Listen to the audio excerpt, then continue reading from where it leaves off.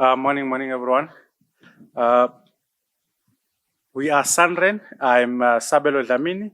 I'm with my colleague Zugisani Makalima. So we'll split the presentation into two. I will go through the initial parts on what is SANReN, what are we, what do we do, our network, and a bit of our services that we offer to the research community. And then Mr. Makalima will unpack to you how do we actually do this and what are we busy with or what keeps us busy to ensure that all our institutions are connected. So I think most of our colleagues have started about providing the overview of National Integrated Cyber Infrastructure. As you can see, I think it's the third time seeing this type of slide. So for us, we are more on the third leg, the SANReN, South African National Research Network. I'll unpack the acronym in details for you. We are providing the high bandwidth network. As by virtue of being in NICIS, we are hosted under the CSIR, and at some point you may hear us being used interchangeably with the CSIR, SANReN and the CSIR. So what is SANReN? SANReN is a part of the South African National Research and Education Network. So what we do, we are a de facto component of the SANReN, South African NREN. We design the network, we build the network, and improving the reach and the capacity of the network, and also develop advanced services. So on the network and advanced services, we'll unpack in details in terms of what is that. And then we've got a partner, which is an NPO. I will unpack about it. TENET, that operates our network under the terms of collaboration agreement between TENET and the CSIR. We build the network, and then TENET operates the network, and they are mostly the interface with the institutions. I think most of the people may be familiar with TENET more compared to SANReN.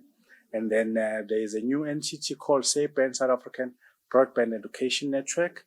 They've been very busy in the last 2 to 3 years in enabling connectivity to our TVET colleges. We will also talk about that. Zuki will talk about that project in terms of what are we doing to roll out the network to connect our TVET colleges to this network.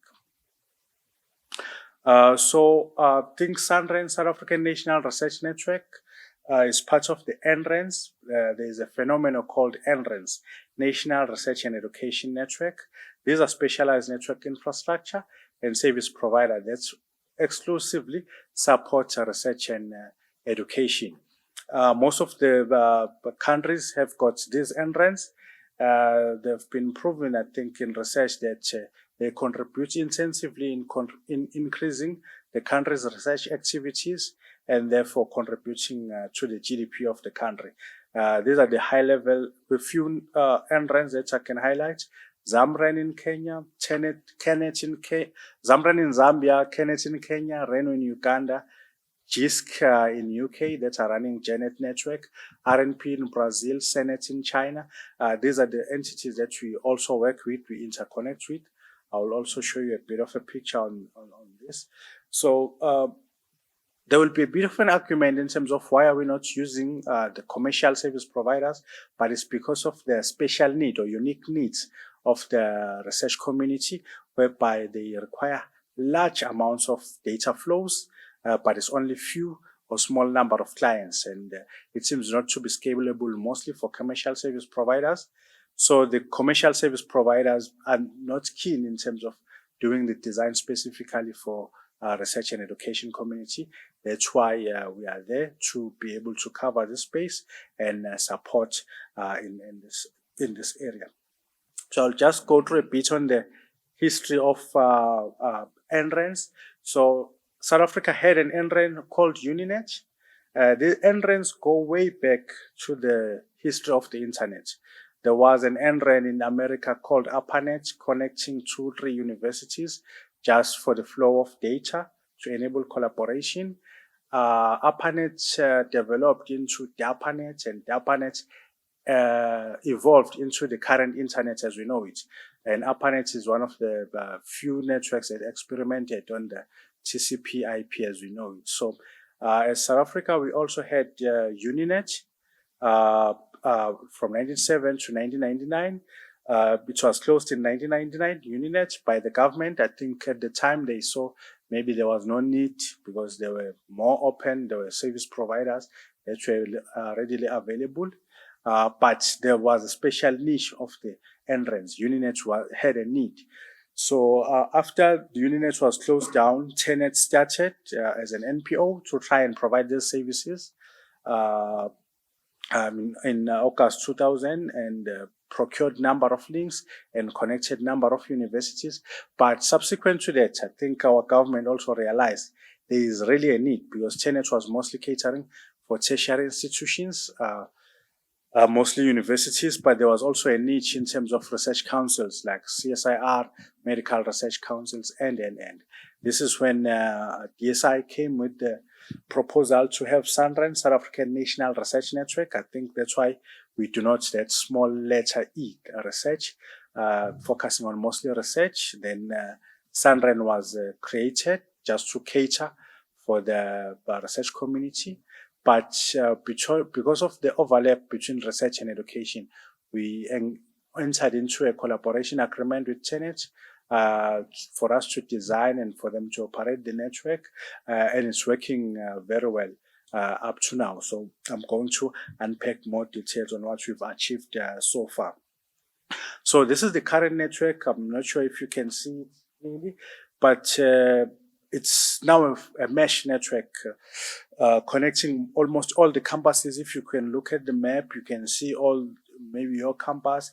How is it connected? For now, the network, the backbone is up to 100 gigabits per second. We are connecting all the campuses. As I've mentioned, we've already extended the network to the TVET colleges. The backbone extension, whereby we are extending our backbone. Mr. Makalima will talk more about that. Backhauling the submarine, and we've got access now to up to 5 submarine cables.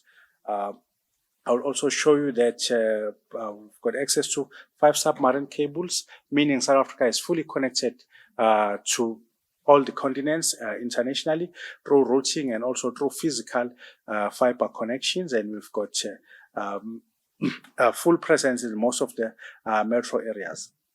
So this is the logical view of our fiber network connecting all the regions. This is the public tool that we use to monitor the network. The red means maybe some of the links are down or they are false, but as you can see, this is the view of our network. This is the international connectivity. We've got access to on WAX, we've got access on the Celtic cable, on EASY, on SEACOM, and South Atlantic cable system. I think if somebody will remember, March 14, there was a internet outage in South Africa. But I think most of our clients were not impacted. Most of the universities were not impacted. I think service providers, Vodacom and were down, and we are proud to say it was a small glitch. We were able to recover because of our resiliency, and most of our core functions were not interrupted. If you were interrupted, you were using the service provider networks. You were not with us. But this is the network design. We ensure that all our institutions are connected, and also our research entities are connected, and they are able to facilitate and do their research efficiently with they can collaborate with almost everyone internationally. And this is our collaborations currently on the continent. We are under UbuntuNet Alliance, of which is the Southeast Regional NREN. We've got full partnership and interconnection with most of the key research institutions in the region. Also on the WACREN, West African region, we are also got collaborations. But in short, the whole of Africa, we are able to collaborate through the NREN. So if you are collaborating with any of the universities, you want to facilitate data sharing or moving the data between one point to the other, we are there to be able to help on that. Then beyond connectivity, we also provide the services.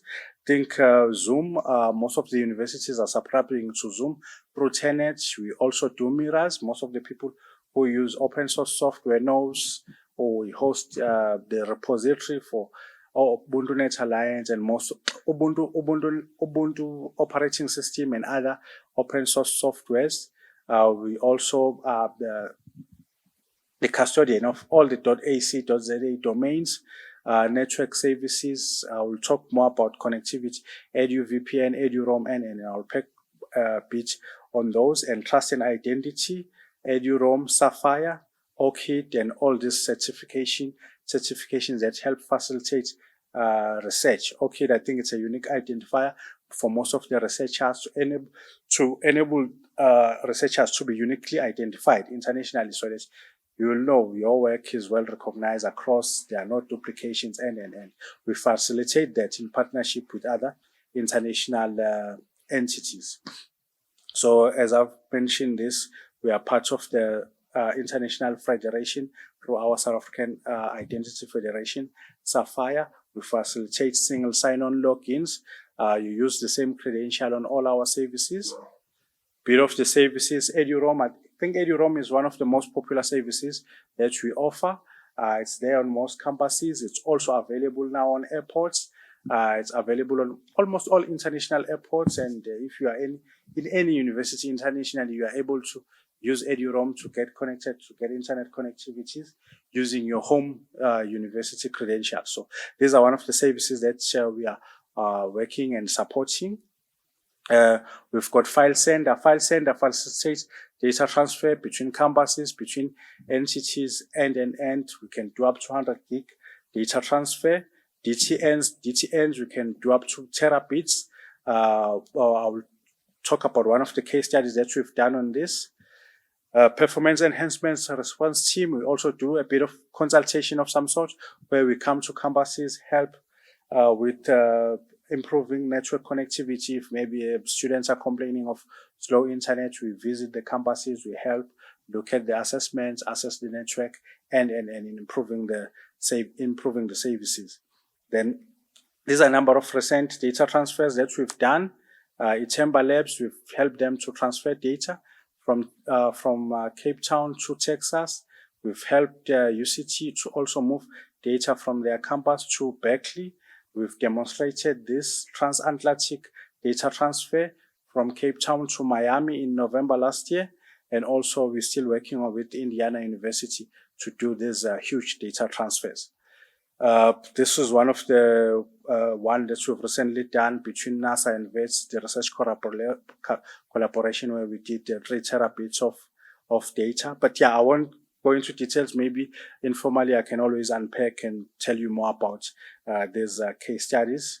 And bit on CSET. CSET, one of the things that we need to appreciate is cyber crimes. They are there, and also especially when the data is in transit, because for SANReN we are moving the data.